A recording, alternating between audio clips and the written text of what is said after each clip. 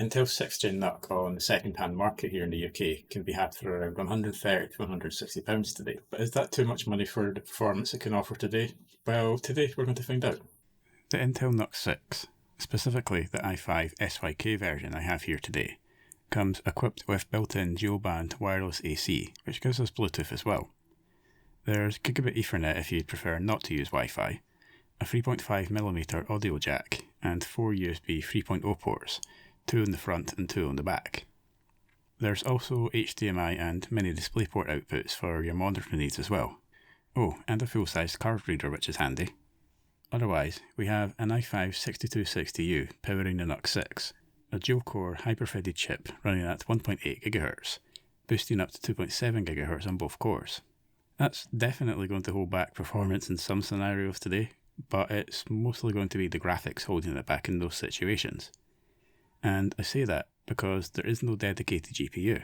Instead, the NUC 6 uses the i5's integrated Iris 540 graphics clocked at 950 MHz, although it seemed to run 850 MHz for me for some reason.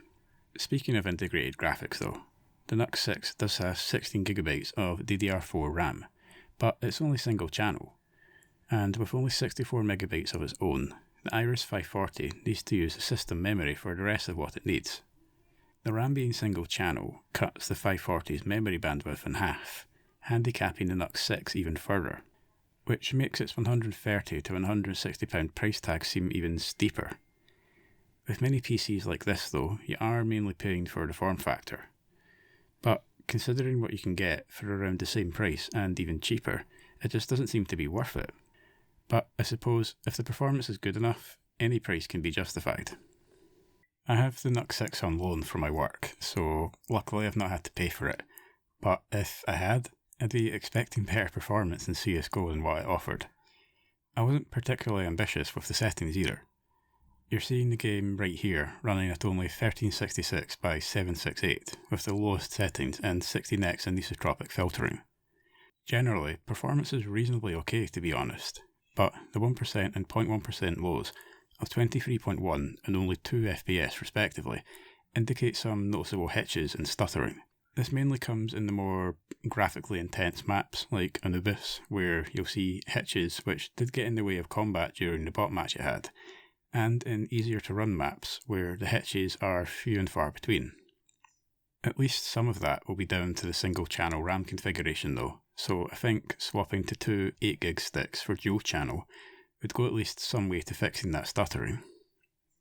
Now, Rainbow Six Siege I was pretty disappointed in at first. For a game that can achieve some comically high frame rates, if you're a fan of Gamers Nexus you'll know what I'm talking about, performance was pretty bad. Even with the low settings and medium textures, at 812 by 456, frame times were all over the place, which made combat pretty difficult, and there were noticeable dips in frame rate into the 20s. This was in DirectX 11 mode though. Switching to Vulkan was a night and day difference. It was actually quite smooth for the most part, with the frame rate staying in at least the high 40s, getting up into the high 50s, and any hitches were brief and quite few and far between. Benchmark figures saw a huge increase to 53.5 FPS for the average frame rate, with 41.3 and 32.6, 1% and 0.1% lows respectively. A big increase that may be though, but for the price, yeah, I'm wanting more than that please, thanks. GTA 5 is one of those situations where the CPU is the main bottleneck. It tends to run best on processors with 4 physical cores, so the 6260U really struggles here. Even with shadows completely disabled and using the lowest settings at 960 by 540, the NUC 6 struggles to get much over 30 FPS. It usually sits around the mid-20s up to the low 30s regardless of the time of day. The frame rate drops to the low 20s even, in and around the Sandy Shores area of the game, where we can see the inputs locking up as well. The input locking isn't bad by any means, but it may get in the way of gameplay depending on when and where it happens. The performance doesn't make it unplayable, and we're even averaging just over 30 FPS, but with the price in mind and the fact of the 1% and 0.1% lows of 21.2 and 8.4 FPS respectively, we're really starting to hammer home how poor value for money the NUC 6 is today. And to well and truly hammer that nail straight into the NUC 6's coffin, Forza Horizon 5 is our final game today. The game supports FSR 2.2, but the NUC 6 doesn't seem to like it.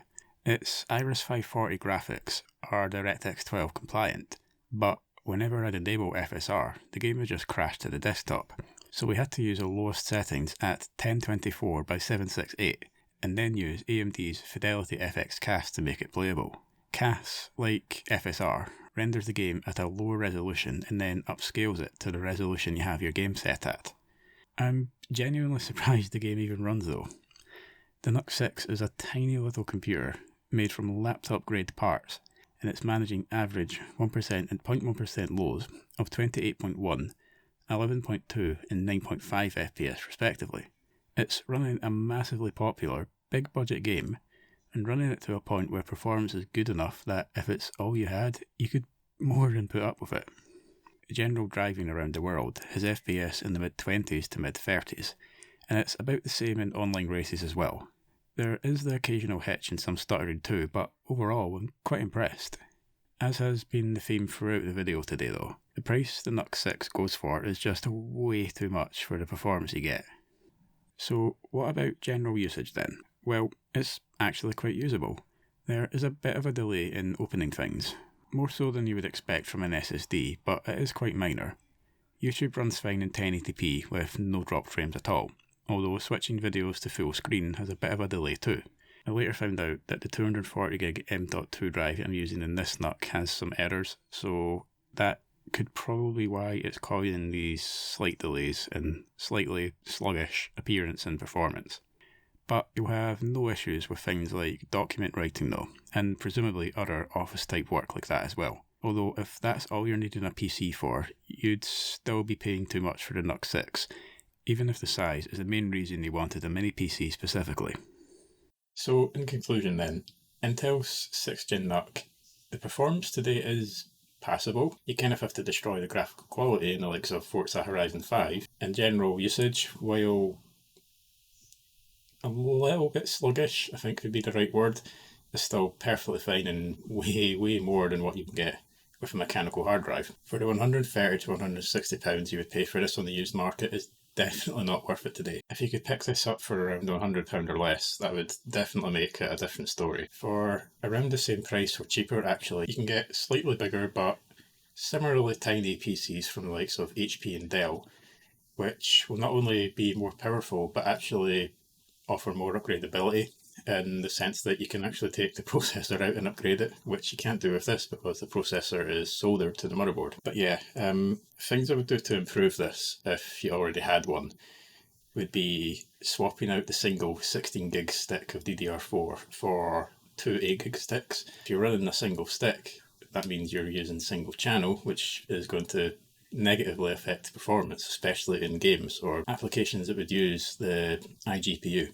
Other than that, you can also put an NVMe drive in it, which would definitely speed up things a bit as well. Whether or not you would actually notice that is debatable. But yeah, that'll be it for the video today. So if you enjoyed what you saw today, I'd appreciate a like and subscribe to my channel, especially if you'd like to see more content like this. But yeah, that'll be it for today. So hopefully I'll see you in the next video.